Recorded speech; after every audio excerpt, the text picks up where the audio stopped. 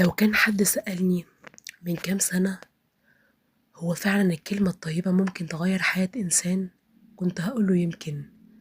لكن دلوقتي بقى أقدر أقولها وأنا متأكدة، هي بس مش ممكن تغير حياة إنسان، دي ممكن تغير يوم، ممكن تغير قلب كامل.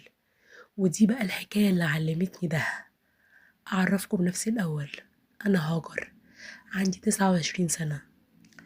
من كام سنة كده كنت بمر بفترة صعبة جدا في حياتي. الفترة دي كانت بتحسسني إن الدنيا كلها واقفة ضدي. الشغل اللي كنت بحلم بيه اتلغى فجأة، ومشكلة كبيرة حصلت بيني وبين صديقة عمري. حتى البيت نفسه كان مليان توتر وضغط. كنت بصحى الصبح وأول سؤال يجي في دماغي، هو ليه كل حاجة ماشية غلط؟ كل حاجة ماشية عكس. كنت بصلي، لكن الدعاء كان قليل. وكان جوايا شعور غريب، إن أنا حاسة إن ربنا مش قريب مني وأنا بعيدة قوي. مش لأني ما كنتش مؤمنة، لأني كنت حاسة إن حياتي واقفة. وفي يوم من الأيام خرجت من البيت وأنا مخنوقة جدا، مش رايحة مشوار محدد، كنت بس محتاجة أمشي. الجو كان حر قوي، والشارع كان زحمة.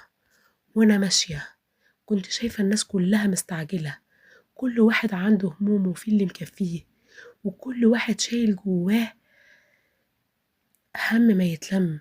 وفجأة وقعت عيني على ست كبيرة، والست دي كانت كبيرة قوي في السن، قاعدة على كرسي صغير قدام محل بقالة، لابسة جلابية بسيطة، ووشها فيه تجاعيد كتير، لكن ابتسامتها كانت هادية جدا.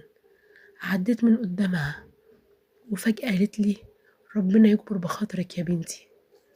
الجملة دي وقفتني، وقفت مكاني واستغربت. أنا معرفهاش وهي ما تعرفليش، لكن الجملة دي دخلت قلبي مباشرة، كأنها كانت عارفة اللي جوايا.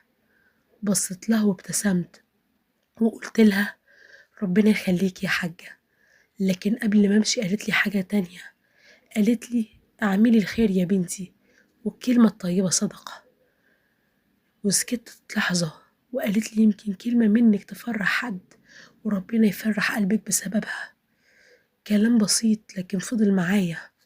مشيت من عندها، لكن كلامها فضل في دماغي طول الوقت.